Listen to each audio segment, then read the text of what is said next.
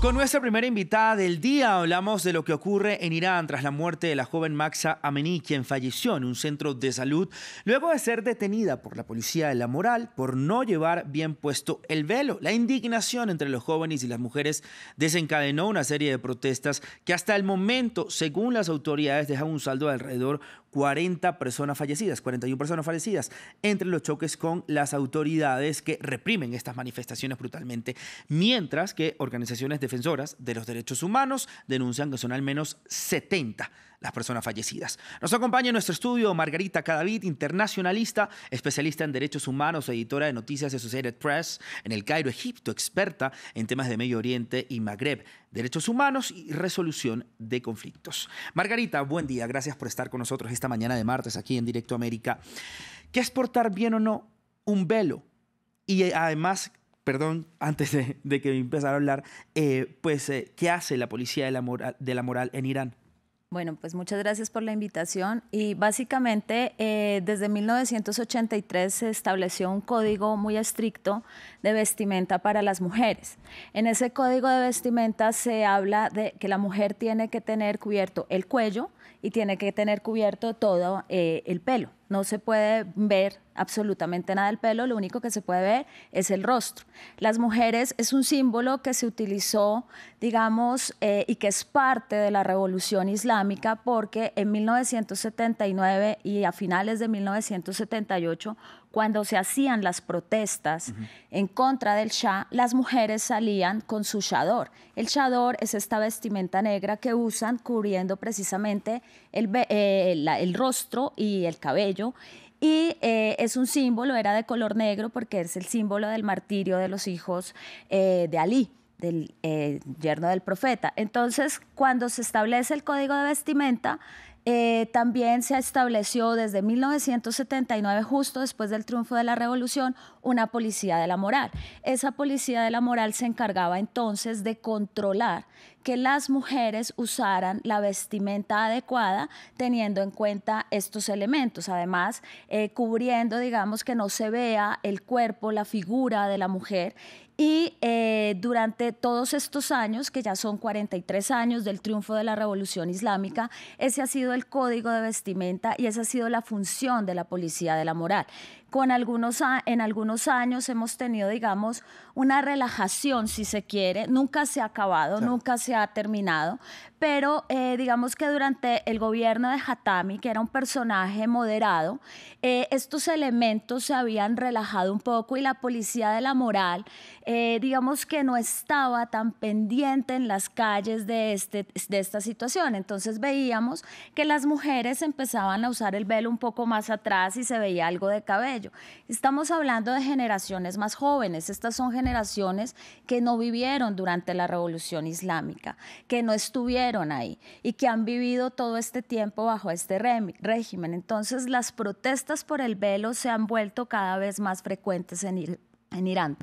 ¿Qué tanto poder tiene esta policía de la moral? Y vamos a retomar el caso de esta joven Amini, quien murió, pues obviamente tras ser detenida por esta policía en un centro de salud. ¿Qué tanta responsabilidad puede tener esta policía teniendo en cuenta que tras ser liberada fue al centro de salud, se desplomó y pues se murió? La policía, recordemos, y las autoridades dicen que ella sufría problemas de salud, lo que desmiente la familia. Entonces, ¿qué está pasando ahí? Y con un régimen tan cerrado, por así decirlo, ¿cómo saber la verdad?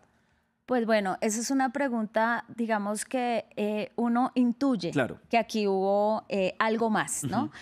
¿Cuál es la función de la policía de la moral? Pues hay un código, digamos, en el Código Penal iraní, sí, hay una ley que en este momento, creo que es la 639, si no estoy mal, que esa ley lo que dice es las personas que violen el Código de Conducta y el Código de Vestimenta de la Moral pueden tener unos años que van entre 1 y 10 años de cárcel, ¿no? Y pueden tener también hasta 24 horas de reclusión.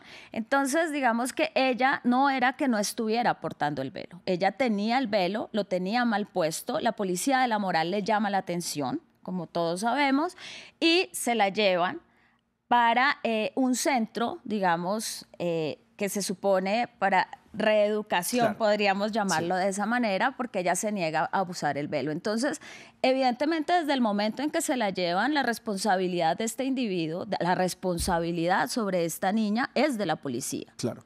O sea, aquí hay una responsabilidad y el gobierno lo sabe.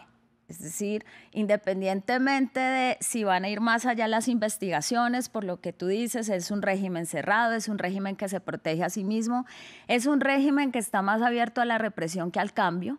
Y yo creo que este es un punto de inflexión porque la gente ya está exigiendo que haya, y eso es lo diferente en estas protestas, aquí hay un cambio de la sociedad iraní pidiendo que estas cosas, estos excesos se detengan, porque lo que hemos visto es un aumento en esos excesos de la policía, de la moral, sobre todo siento yo que con un régimen ultraconservador, la policía de la moral tiene y se siente más respaldada. Entonces creo que eso ha aumentado la represión en Irán en estos casos. Hablemos de eso, el presidente Ebrahim Raisi, ¿no? Que él hablaba en su discurso de Naciones Unidas de respetar a las mujeres, de los derechos humanos, de que las mujeres que morían en Occidente, pero no ve para adentro.